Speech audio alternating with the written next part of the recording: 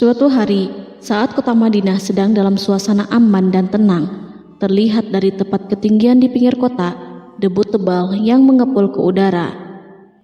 Debu itu semakin meninggi, bergumpal-gumpal hingga hampir menutupi angkasa.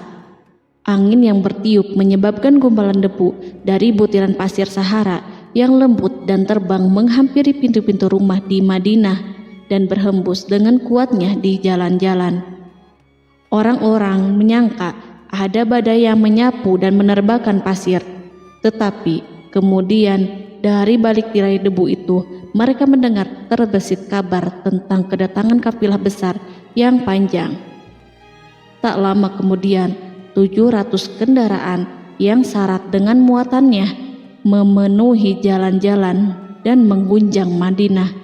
Orang-orang saling memanggil dan mengajak sesamanya untuk menyaksikan keramaian ini, serta turut bergembira atas kedatangan harta dan rezeki yang dibawa kafilah itu. Ummul Mukminin Aisyah ketika itu mendengar suara hiruk-pikuk kafilah yang bergerak maju, bertanya, apakah yang terjadi di kota Madinah? Ada yang menjawab, kafilah Abdurrahman bin Auf baru datang dari Syam membawa barang-barang dagangannya. Jadi kafilah itu yang telah menyebabkan semua guncangan ini? Tanya Ummul Mukminin. Benar, wahai Ummul Mukminin. Jumlahnya 700 kendaraan. Ummul Mukminin menggeleng-gelengkan kepala.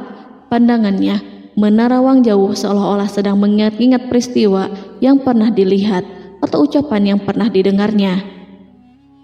Kemudian ia berkata, aku pernah mendengar Rasulullah bersabda, aku melihat Abdurrahman bin Auf masuk surga dengan merangkak. Abdurrahman bin Auf masuk surga dengan merangkak? Mengapa ia tidak memasukinya dengan melompat atau lari-lari kecil bersama angkatan pertama para sahabat Rasulullah?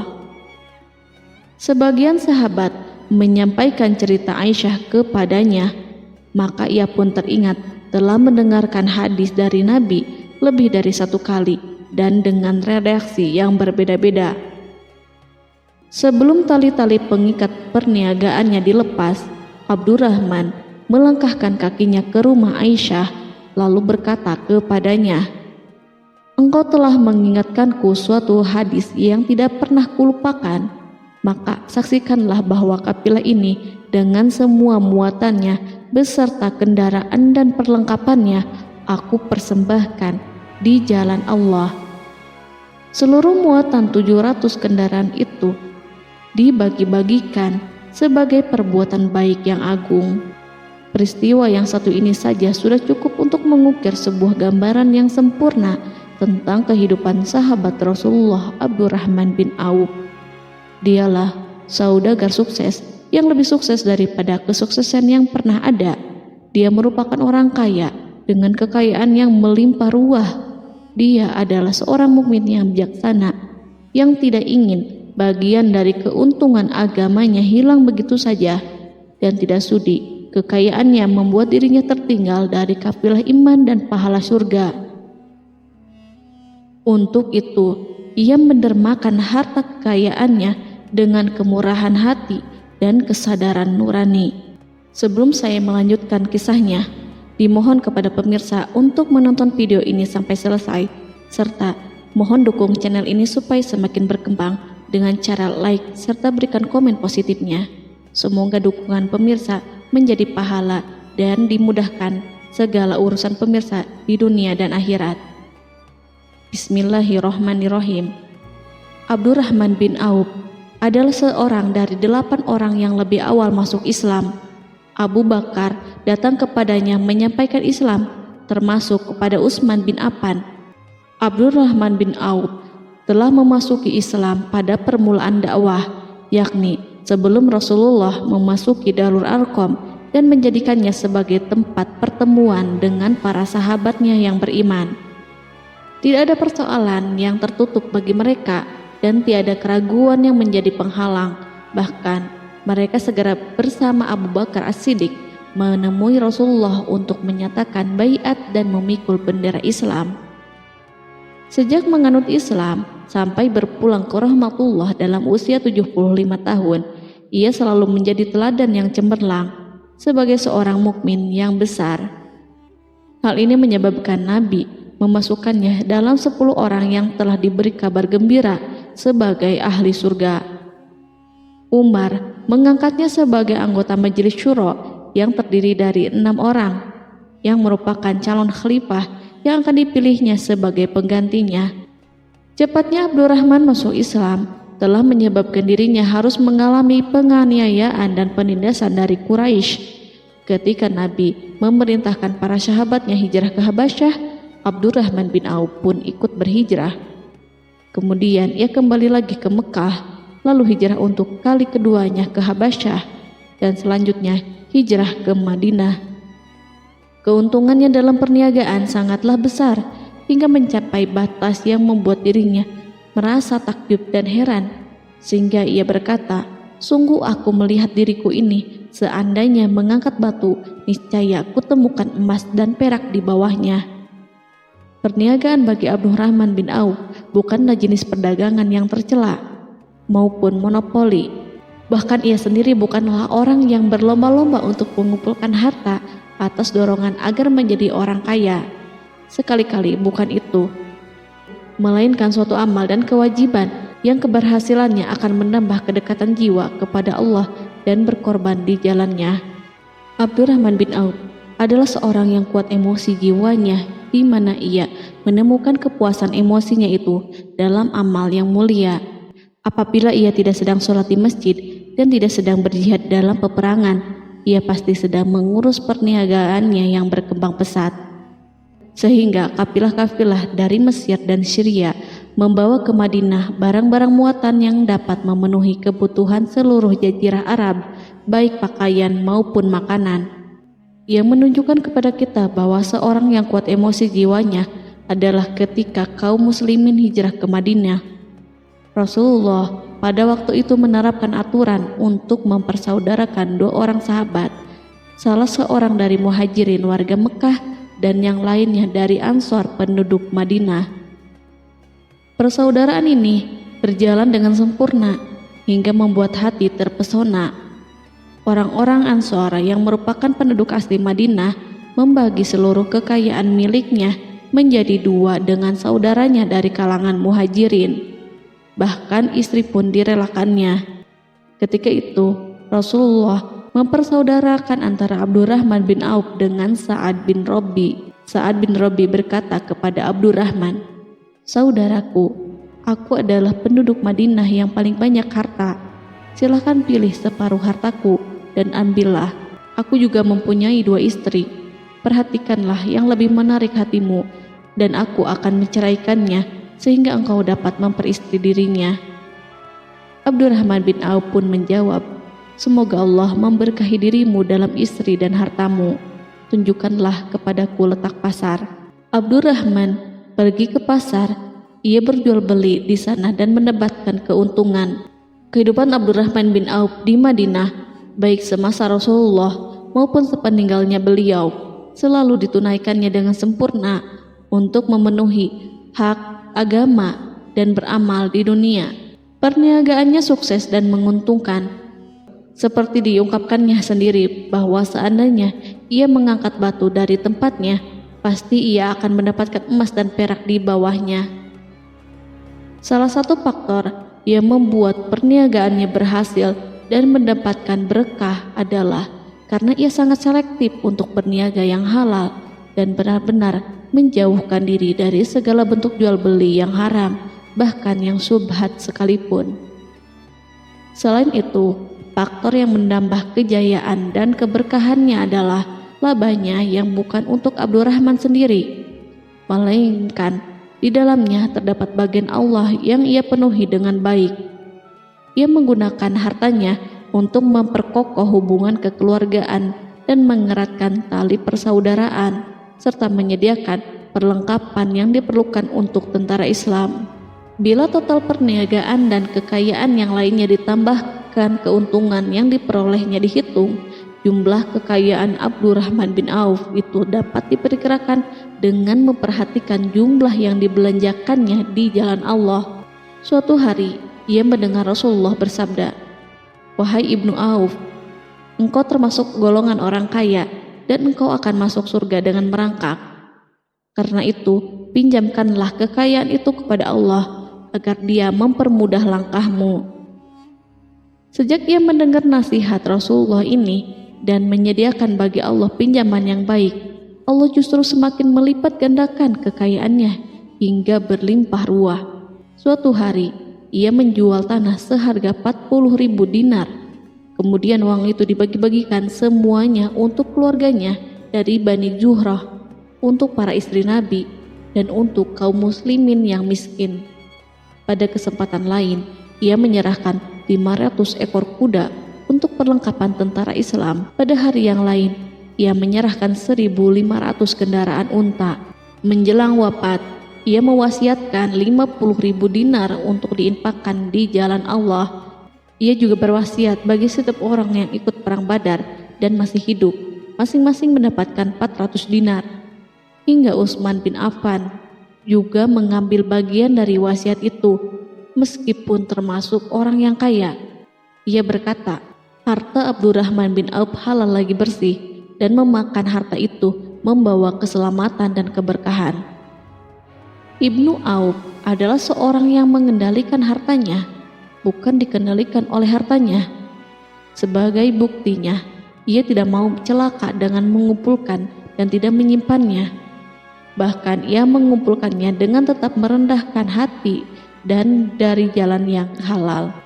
Kemudian harta itu tidak dinikmati untuk kepentingannya sendiri, melainkan untuk dinikmati bersama keluarga, kerabat, rekan-rekan, dan masyarakat seluruhnya. Karena begitu luas pemberian serta bantuannya, ada yang mengatakan seluruh penduduk Madinah berserikat dengan Abdurrahman bin Auf pada hartanya. Sepertiga dipinjamkannya kepada mereka, sepertiga lagi dipergunakannya untuk membayar hutang-hutang mereka, dan sepertiga sisanya dibagi-bagikan kepada mereka. Harta kekayaan ini tidak akan pernah membuat kelegaan dan kesenangan pada dirinya selama ia belum menemukan jalan untuk membela agama dan membantu rekan-rekannya. Adapun untuk selain itu, ia selalu merasa khawatir terhadap kekayaannya. Pada suatu hari, dihidangkan kepadanya makanan untuk berbuka karena waktu itu sedang berpuasa. Ketika pandangannya tertuju pada hidangan tersebut, selera makannya pun bangkit. Namun, ia justru menangis sambil berkata, "Mus'hab bin Umair telah gugur sebagai syahid dan ia jauh lebih baik daripada aku. Ia hanya mendapat kafan sehelai kain yang jika ditutupkan ke kepalanya, maka kelihatan kakinya, dan jika ditutupkan ke kedua kakinya, terbukalah kepalanya. Demikian pula Hamzah yang jauh lebih baik daripada aku. Ia pun gugur sebagai syahid, dan saat akan dikuburkan hanya mendapatkan sehelai selendang. Dunia ini telah dihamparkan kepada kami seluas-luasnya, dan hasil sebanyak-banyaknya telah diberikan kepada kami. Sungguh kami khawatir bila pahala kebaikan kami telah disegerakan balasannya di dunia." Pada peristiwa lain, sebagian sahabat berkumpul bersamanya menghadapi jamuan makan di rumahnya. Tak lama setelah makanan diletakkan di hadapan mereka, Abdurrahman menangis sehingga rekan-rekannya bertanya, "Apa yang membuatmu menangis, wahai Abu Muhammad?" Ia pun menjawab, "Rasulullah telah wafat, dan semasa hidup beliau beserta keluarganya tidak pernah merasakan kenyang makan roti gandum. Apa harapan kita apabila dipanjangkan usia tetapi tidak menambah kebaikan bagi kita?" Demikianlah, kekayaan yang melimpah itu sedikit pun tidak membangkitkan kesombongan dan takabur dalam dirinya. Bahkan orang-orang mengatakan tentang dirinya, seandainya seorang asing yang belum pernah mengenalnya kebetulan melihatnya sedang duduk bersama budak-budaknya, niscaya ia tidak bisa membedakan di antara mereka. Tetapi bila orang asing itu mengenal satu saja sisi jihad Ibnu Auf dan ujian yang dihadapinya, ia pasti langsung mengetahui siapa dia. Misalnya, ia mengetahui bahwa di badannya terdapat 20 bekas luka di perang Uhud, dan bahwa salah satu dari bekas luka itu meninggalkan cacat pincang yang tidak sembuh-sembuh pada salah satu kakinya. Contoh lain, beberapa gigi serinya rontok di perang Uhud yang menyebabkan kecedalan yang jelas pada ucapannya. Saat orang asing itu tahu salah satu sisi ini, ia pasti menyadari bahwa laki-laki yang berperawakan tinggi dengan wajah berseri, kulit halus, pincang, cedal sebagai tanda jasa dari perang Uhud, itulah orang yang bernama Abdurrahman bin Auf. Semoga Allah ridho kepadanya. Kita sudah terbiasa memperhatikan tabiat manusia, bahwa harta kekayaan itu biasanya menyebabkan seseorang suka berkuasa. Artinya, orang-orang kaya selalu gandrung untuk memiliki pengaruh guna melindungi kekayaan mereka dan melipat gandakan pengaruh itu.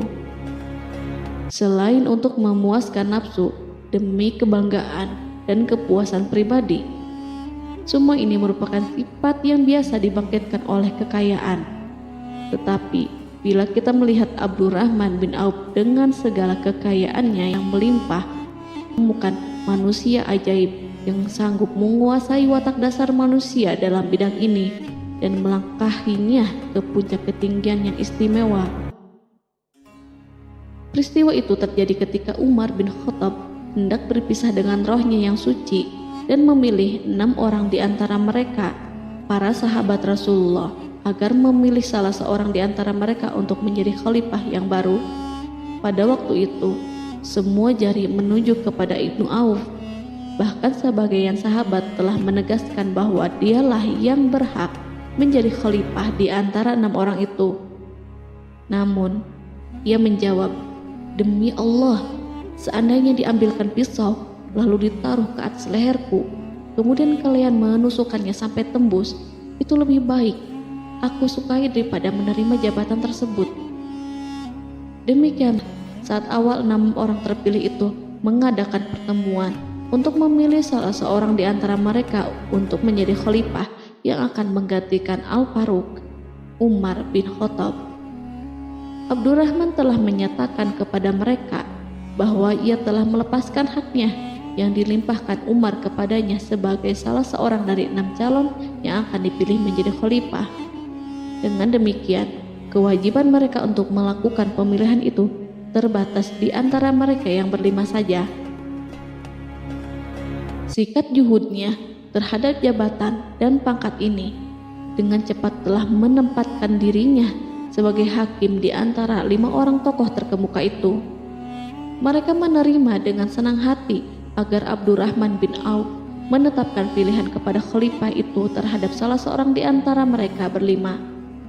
Ali mengatakan, "Aku pernah mendengar Rasulullah menyifatimu bahwa engkau adalah orang yang dipercaya oleh penduduk langit dan dipercaya pula oleh penduduk bumi."